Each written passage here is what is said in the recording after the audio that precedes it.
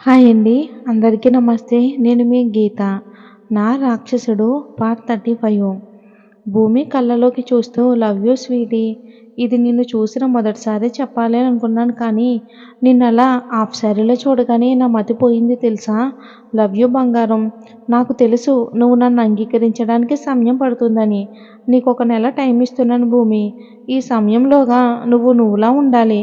ఇలా డల్గా ఉంటే నేను చేయాల్సింది చేస్తాను. భూమి అలాగే అని చిన్నగా తల ఊపింది. పద బ్రేక్ఫాస్ట్ చేద్దాం. ఇప్పటికే చాలా ఆలస్యం అయ్యింది. పల్లవితో మాట్లాడాలి. అల్పాహారం తర్వాత పల్లవికి కాల్ చేసిన భూమి, హే మెంటల్, నీకు బుద్ధుందా అని ఫోన్ లిఫ్ట్ చేయగానే తిడుతున్న భూమిని, హే భూమి, నువ్వేనా? ఏమైందే నీకు అలా తిడుతున్నావు? నేనేం చేశానే? భూమి, నీ బొందే నీ బొంద అని ఫోన్ కట్ చేసింది. పల్లవికి ఏమీ అర్థం కాలేదు.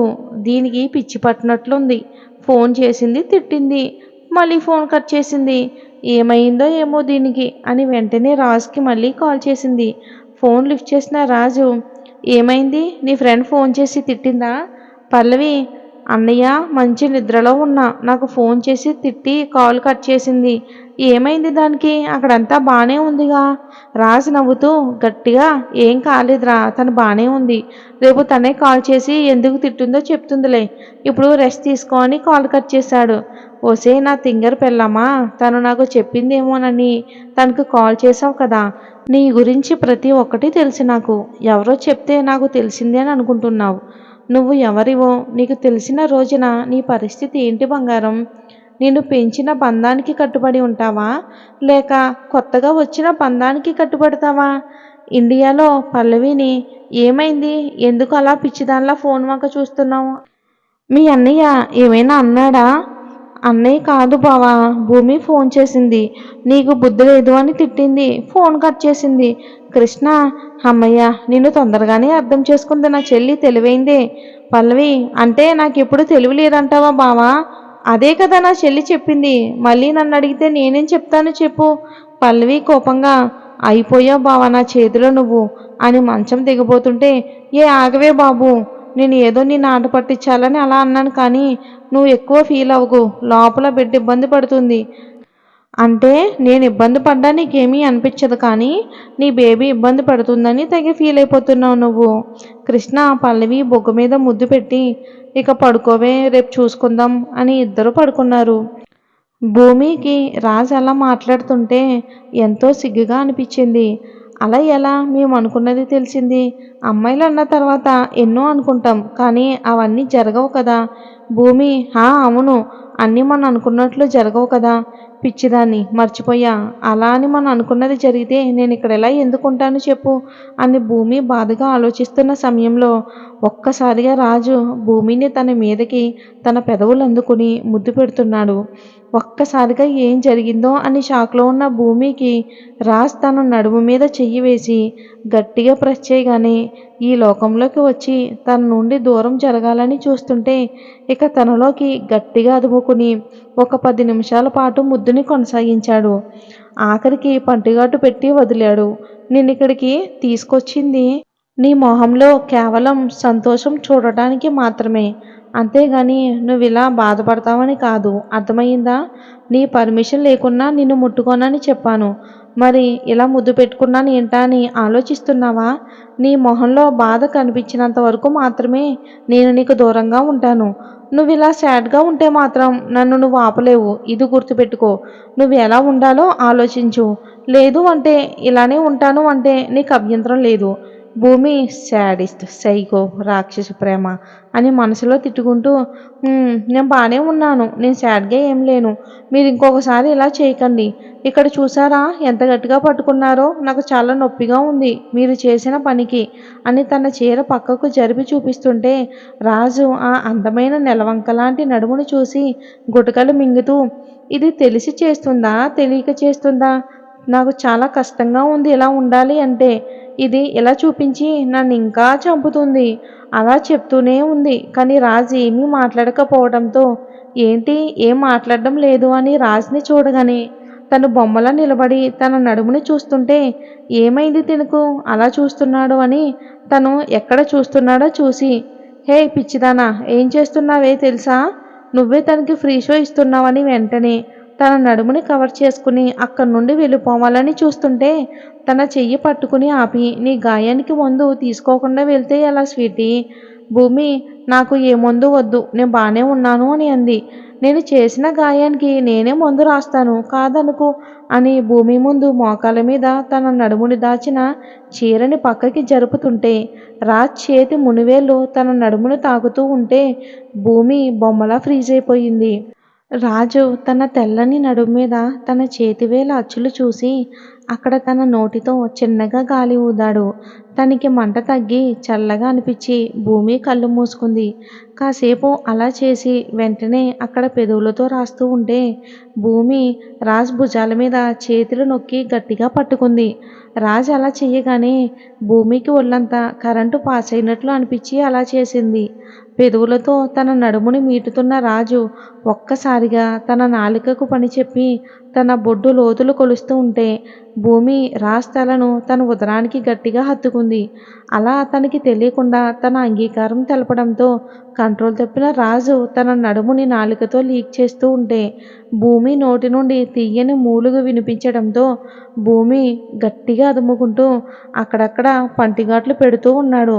ఒక్కసారిగా పైకి లేచి తన పెదవులు అందుకుని తనని అలాగే బెడ్ మీదకు చేర్చి తన ఒంటి మీద నుండి భూమి ఒంటి మీద నుండి ఒక్కొక్క వస్త్రం దూరం చేసి తన చేతులతో భూమి ఒళ్ళంతా తడుముతూ ఆ ముద్దుని కొనసాగిస్తూనే భూమిలోకి ప్రవేశించాడు.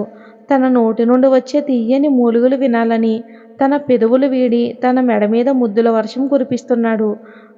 భూమిని తనకి అనుకూలంగా మార్చుకుంటూ నేను మొదటిసారి భూమిని ఇబ్బంది పెట్టకుండా తన ఇష్టంతోనే భూమిని తనలో కలిపేసుకున్నాడు. రాజ్ మాయలో పడిన భూమి తనకి తెలియకుండానే తన ఇష్టంతో మరోసారి రాజ్కు సొంతమయ్యింది. భూమి తన నుండి దూరం జరగడం ఇష్టం లేని రాజ్కి భూమి మొహంలో అలసట కనిపించింది. ఆఖరిగా ఫాస్ట్గా తన పని తను పూర్తి చేసుకున్నాడు. భూమి నుదుటిన ప్రేమగా ముద్దు పెట్టాడు. భూమిని తనకి దగ్గరగా గట్టిగా హత్తుకుని ఇద్దరికీ ఒకే బెడ్షీట్ కప్పుకొని మెల్లగా నిద్రలోకి జారుకున్నారు. రాజు తను నిద్రపోయాడు అనుకున్న తర్వాత భూమి తన నుండి దూరం జరిగి కింద పడున్న తన బట్టలు తీసుకుని రాజ్ని డిస్టర్బ్ కాకుండా మెల్లగా వాష్రూమ్కి వెళ్ళింది. అప్పటి వరకు అనుకున్న కన్నీటికి స్వేచ్ఛనిచ్చి గట్టిగా ఏడుస్తూ తన ఒంటి మీద ఉన్న పంటి గుర్తులు చూస్తూ ఎందుకు ఇలా అయ్యింది భూమి, ఏమయ్యింది నీకు? ఎందుకు నువ్వు తనకి లొంగిపోయావు? తన్ని భర్తగా అంగీకరిస్తున్నావా? తన మీద నీకు ఇష్టం మొదలైందా? లేకపోతే నా భర్తే కదా అని లొంగిపోయావా అని తన అంతరాత్మని తనే ప్రశ్నిస్తూ ఉంది. తనకేం చెప్పాలో అర్థం కాక తన బట్టలు వదిలి షవర్ కింద నిలబడి కళ్ళు మూసుకుని ఉంది. తన మదిలో ఎన్నో ప్రశ్నలు, వాటికి తన దగ్గర సమాధానం లేదు. కాసేపటికి తన స్నానం ముగించి టవల్ కట్టుకుని రూమ్లోకి వచ్చి సూట్ కేసులో ఉన్న బట్టలు తీసుకుని తన ఫోన్ తీసుకుని కింద తోటలోకి వెళ్ళింది. భూమి జైకి ఫోన్ చేస్తుంది. ఫోన్ రింగ్ అవుతుంటే ఈ టైంలో ఎవరై ఉంటారో అని నెంబర్ చూడగానే అది భూమి నుండి వస్తున్న కాల్ అని మొబైల్ తీసుకుని టెర్రస్ పైకి వెళ్ళి ఫోన్ లిఫ్ట్ చేసి భూమి, బావా ఎలా ఉన్నావు? జై, నేను బాగానే ఉన్నా, నువ్వెలా ఉన్నావు బుజ్జి? అసలు నాకేమీ అర్థం కావడం లేదు బావా. నేను మారిపోయానేమో అనిపిస్తుంది. నేనులా లేను బావా, కొత్తగా కనిపిస్తున్నాను. జై నవ్వుతూ రాజ్ని అంగీకరిస్తున్నావా బుజ్జి? భూమి, బావా, నేను చెప్పకుండా నా మనసులో మాట ఎలా తెలిసింది నీకు? నువ్వు ఎలా ఉంటావు, ఏం ఆలోచిస్తావో నాకు తెలీదా? నిన్ను చిన్నప్పటి నుండి చూస్తున్నాను బుజ్జి, నీ గురించి నాకు తెలియదా చెప్పు? భూమి, ఏమో బావా, నాకేమీ తెలియటం లేదు. నా మెదడు ఒకటి ఆలోచిస్తుంది, ఎటువైపు వెళ్ళాలో ఏమీ తెలియడం లేదు నాకు. జై, బుజ్జి, నేను నీకు సహాయం చేస్తాననే కదా నాకు ఈ టైంలో ఫోన్ చేశావు. భూమి, ఇప్పుడు నేనున్న పరిస్థితిలో నువ్వు ఒక్కడివే నన్ను అర్థం చేసుకుని ఒక పరిష్కారం చెప్పగలవు బావా. చిన్నప్పటి నుండి నేను కన్ఫ్యూజన్లో ఉన్నప్పుడు నువ్వే నాకు సాయం చేసేవాడివి, ఇప్పుడు కూడా నువ్వే చేయగలవు. జై, బుజ్జి, నువ్వు రాజ్ని భర్తగా కాక ఒక స్నేహితుడిగా చూడు. తను నీ కోసం ఏం చేశాడో ఏం చేస్తున్నాడో అన్నీ తెలుస్తాయి.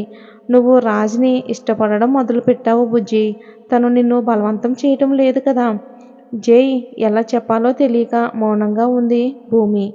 జై నీ మౌనమే చెప్తుంది బుజ్జి, నువ్వు తనకి పడిపోయావని. తనని ప్రేమించేలా చేస్తున్నాడు. తను చూపించే ప్రేమకి నువ్వు రాజ్కి పడిపోయావు. నువ్వు తనకి దగ్గరవటం, తన్ని ప్రేమించడంలో తప్పు లేదురా. ఎందుకంటే తను నీ భర్త. తనకి నీ మీద, నీకు తన మీద అన్ని హక్కులు ఉన్నాయి కాబట్టి నువ్వు తన్ని ఒప్పుకోవటంలో తప్పు లేదు. నేను చెప్పింది నీకు అర్థమైంది కదా? బాగా ఆలోచించు బుజ్జి. ఇప్పటికే బాగా ఆలస్యమయ్యిందిరా. నీకు ఎటువంటి ఇబ్బంది వచ్చినా నీ బావ ఉన్నాడని మర్చిపోకు అని కాల్ కట్ చేశాడు.